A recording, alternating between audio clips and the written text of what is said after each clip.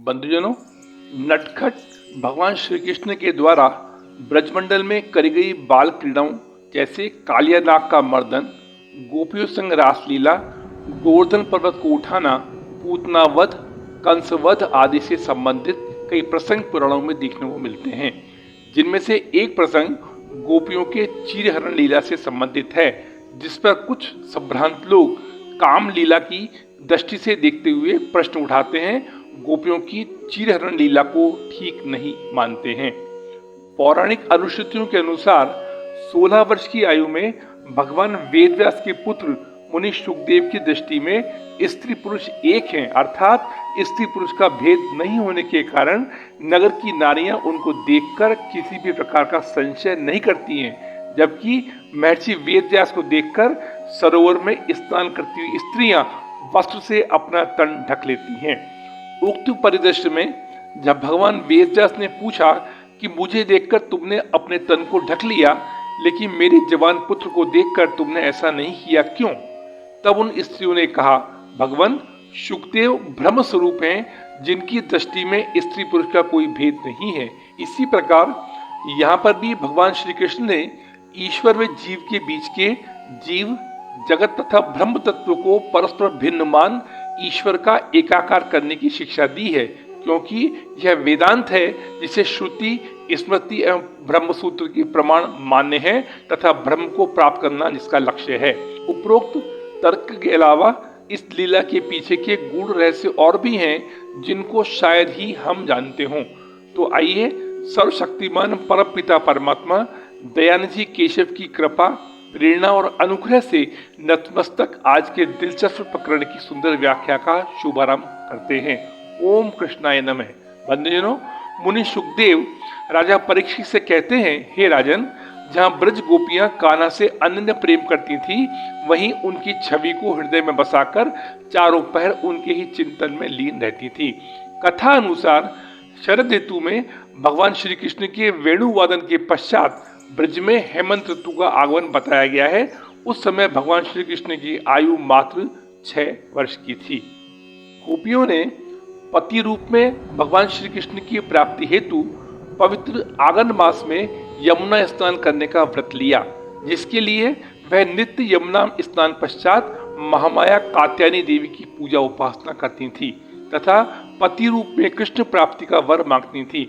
एक दिन भगवान श्री कृष्ण ने विचार किया कि गोपियां मुझसे अनन्य प्रेम करती हैं और मुझे प्राप्त करना चाहती हैं, लेकिन यह गोपियां यमुना मैया में नग्न स्नान करके जल देवता और यमुना मैया का अपमान कर रही हैं, जो अनुचित है।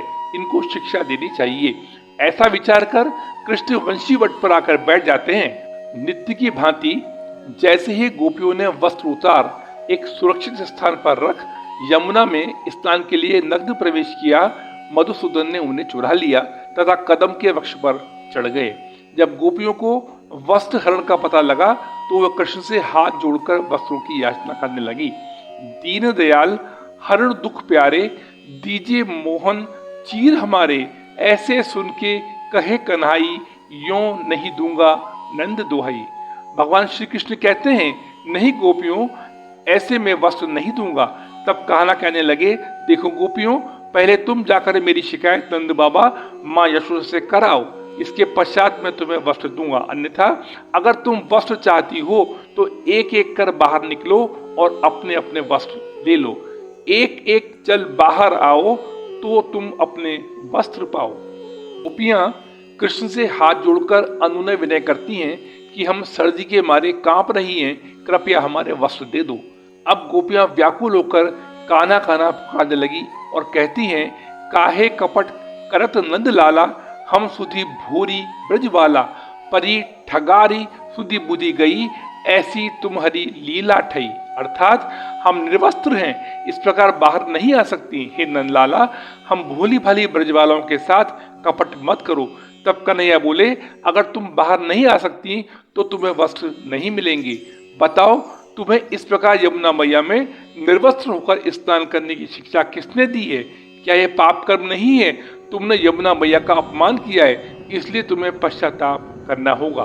बंधुजनों, महर्षि वेदव्यास के पिता पाराशर ऋषि की रचना और सबसे छोटे विष्णु पुराण, जो एक प्रकार से विलक्षण आचार संहिता भी है, में मुख्य रूप से श्री हरि और उनके भक्तों से जुड़ी रोचक कथाओं का बड़ा ही अनूठा और विशद उल्लेख किया गया है।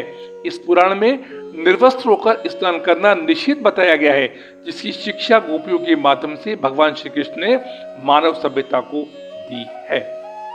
कृष्ण कहते हैं, बालाओं, मैं यह भी जानता हूँ कि पति रूप में मुझे प्राप्त करने के लिए तुम यह स्नान व्रत कर रही हो।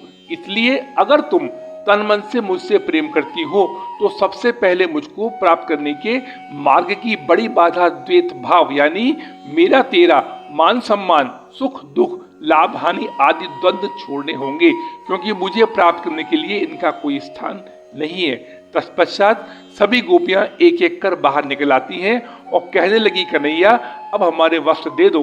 इस प्रकार भगवान श्री कृष्ण गोपियों को शिक्षा देकर उनके वस्त्र दे देते हैं।